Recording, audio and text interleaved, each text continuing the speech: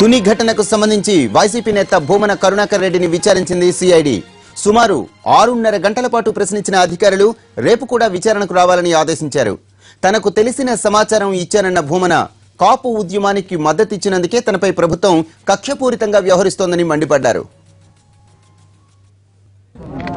తుని ఘటనతో ఏమాత్రము కూడా సంబంధము లేనటువంటి నాకు నోటీసులు ఇచ్చి పిలిపించటం చంద్రబాబు చేస్తున్నటువంటి దాష్టీకానికి పరాకాష్ట.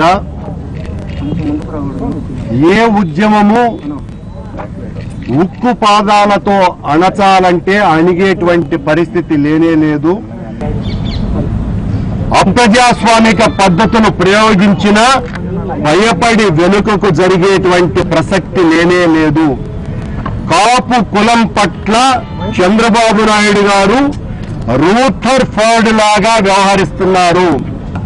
ఆ తుని ఘటనతో ఏ రకమైనటువంటి సంబంధము లేనటువంటి వాడిని కేవలం నైతిక మద్దతు ఇచ్చినందుకు మా నాయకుడు జగన్మోహన్ రెడ్డి గారిని బదనాం చేయటానికి దీని వెనుక మా కుట్ర ఉంది అని ఆయన మొదటి రోజునే మాట్లాడి పోలీసు వాళ్ల చేత నాటకం చేయించేటువంటి ప్రక్రియ ఏదో మొదలు పెట్టినట్టుగా ఉన్నది.